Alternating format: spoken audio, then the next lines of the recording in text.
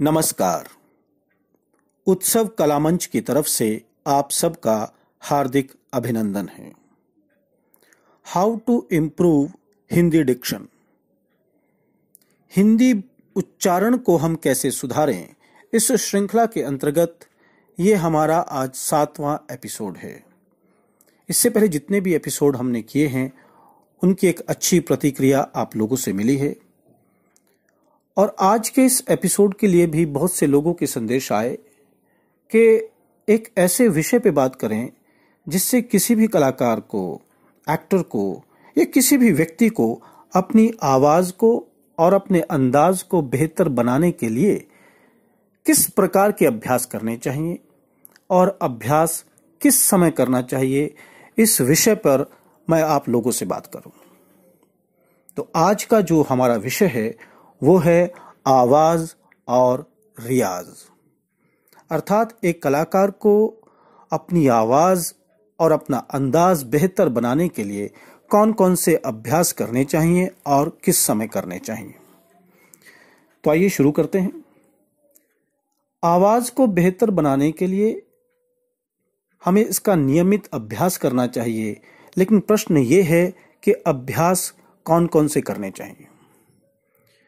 सबसे पहले जो मैं बात आप लोगों के साथ शेयर करना चाहता हूं वो ये कि आप डायरेक्ट से बोल बोल करके अभ्यास शुरू मत करें। सबसे पहले आप वॉइस को वार्म अप कीजिए। जैसे हम पहले बॉडी को वार्म अप करते हैं, हल्की फुल्की हम एक्सरसाइज करते हैं, ठीक इसी प्रकार से हमें आवाज को भी वार्म अप करना है। वार्म अप कैसे करें? वार्म अप के लिए जैसे कि हमारी गर्दन, नेक है, नेक को अप डाउन करें, लेफ्ट एंड राइट करें, लेफ्ट एंड राइट करें। गर्दन को round and round, round and round घुमाएं। मुंह बंद करके जीभ को अंदर ही अंदर घुमाएं। मुंह बंद करके जीभ को अंदर ही अंदर घुमाएं। डीप ब्रीथ लें, डीप ब्रीथ। उसके बाद आप हमिंग करें।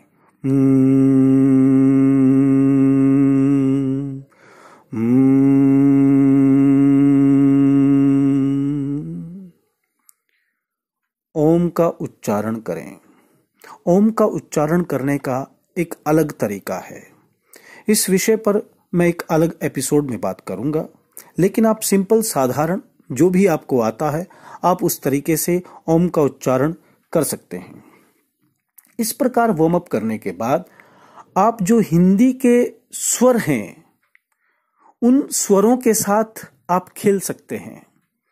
जैसे कि जो हिंदी के स्वर हैं उनका अभ्यास करें।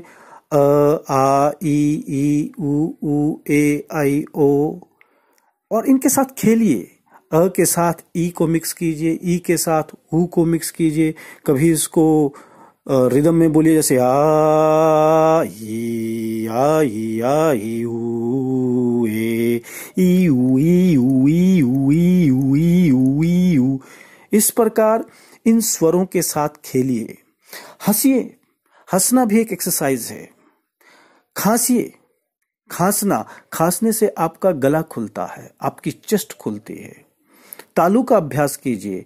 जो तालू है ऊपर हमारे, उसमें आप ऐसे कीजिए। उसके अभ्यास के लिए आप इस प्रकार से साउंड निकाल सकते हैं।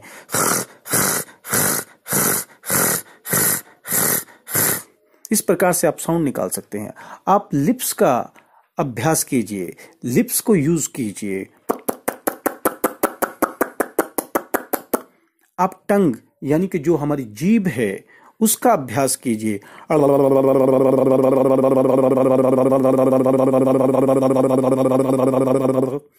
इस प्रकार से आप जीभ का अभ्यास कर सकते हैं। कहने का अभिप्राय यह है, बॉडी के जो पार्ट्स आवाज को प्रोड्यूस करने में, निकालने में सहायक हैं, उनका आप अभ्यास करें। और इसमें एक बात मैं कहना चाहता हूं, जो बहुत ही जरूरी पार्ट है जिसको लोग इग्नोर कर देते हैं, वो है सांस लेना। सबसे पहले सांसों का अभ्यास करें। अगर हम चाहते हैं कि हमारी आवाज और हमारे अंदाज में एक ठहराव आए, एक आकर्षण आए, तो उसके लिए हमारी सांसों में ठहराव आना जरूरी है। और सांसों में ठहराव कैसे आए, इसके लिए आप प्राणायाम कर सकते हैं।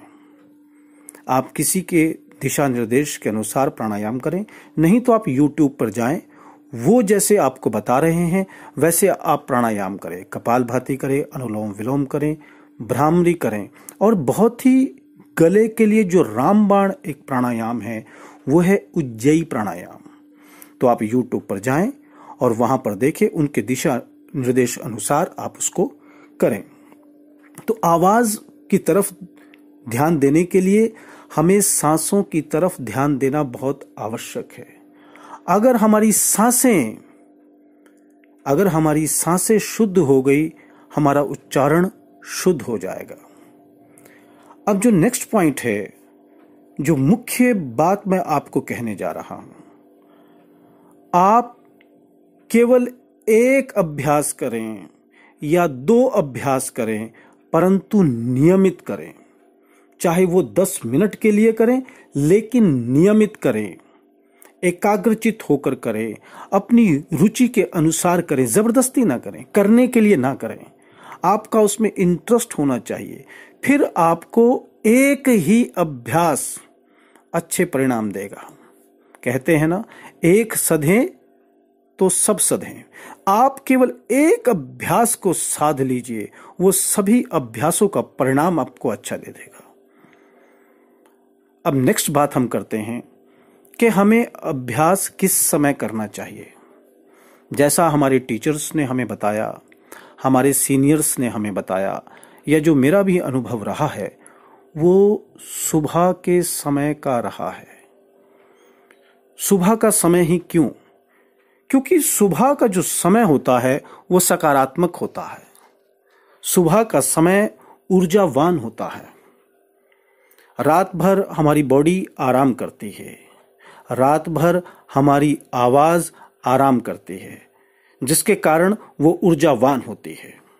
और जब हम किसी भी कार्य को ऊर्जा के साथ करते हैं तो हमें उसके परिणाम कम समय में अच्छे परिणाम मिलते हैं।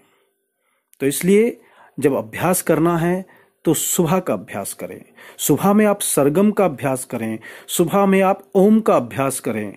बहुत ही अच्छे परिणाम इससे हमें प्राप्त होंगे।